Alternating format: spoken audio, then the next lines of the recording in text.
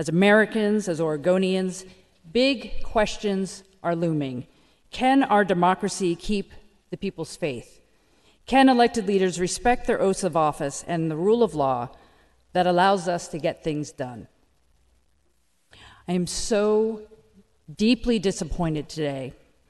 It is now clear that 21 Republican members will not come back with enough time to finish our work this session.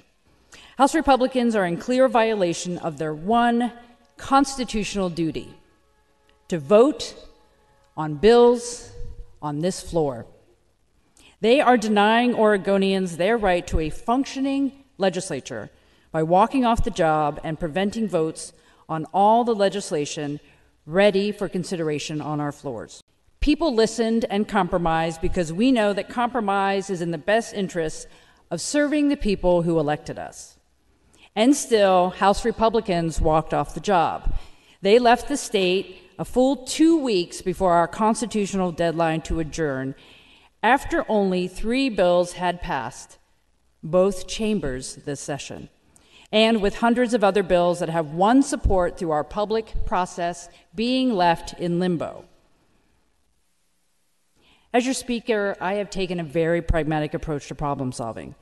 For the most part, I think we have been able to work together to face each challenge directly and pass legislation, most of which is bipartisan, to make our state stronger. But let's be clear, this is not about any one bill or about being treated unfairly. This is about the corrosion of our democratic process. I'll admit I saw that corrosion more clearly at the national level before I recognized it here at home. This is a challenge I did not expect to face in my time as Speaker.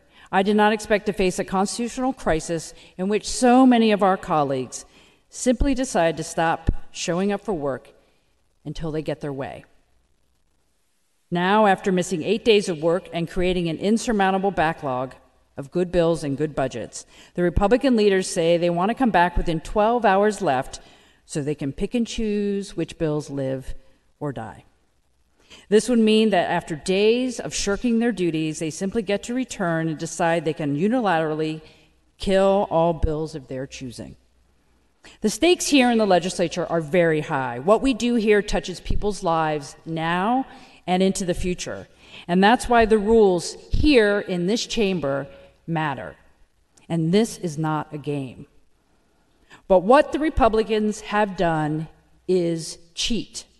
They have not played by the rules. They took their ball and went home. They have broken their oath of office by not showing up to vote. Our work here this session has to be over. We have been held hostage by a small group of elected representatives. We have been open to compromise and negotiation from the beginning, but unfortunately their actions turned this into a hostage situation, not a negotiation. When the only thing you want to make a deal on is the one thing the majority won't give you, you are not negotiating, you're blackmailing. Then it was refer the climate bill and we'll show up for an evening floor session. And then it was refer the climate bill and we'll come back to work so we can decide which bills to pass. That is not a democratic process. That is shameful, that is petty, and that is partisan politics at its worst. I've reached out to Republican leader Drazen every day since she and her colleagues walked out of the Capitol, and she simply will not agree to finish all the work that has been blocked by their repeated walkouts. In fact, I called Leader Drazen again this morning after she sent a press release offering to come back on Sunday, with only 12 hours remaining before our constitutional deadline. I asked, will you come back and agree to take floor votes on every bill that has earned support through the public process? She said no. So let's be clear, I am not willing to roll over and only let certain bills become law based on a kill list developed in a back room in an undisclosed out-of-state location by absent Republicans and corporate lobbyists. We will not reconvene on the House floor for this session. Colleagues, we must take action. We must take action on our climate disruption problem this year.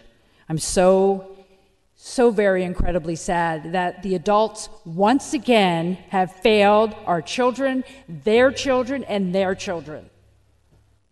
That is shameful. Shame on us. Thus, the Senate President and I are working with the governor to make sure we do not let Republican obstructionism halt our progress on addressing climate change this year.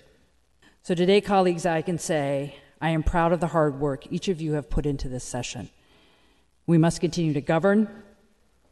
We must continue to uphold our broader moral responsibility to the people of this great state as a whole, to their health, their safety, and their economic security. We did this session, we did that through our actions, and we did that by showing up. Thank you, colleagues.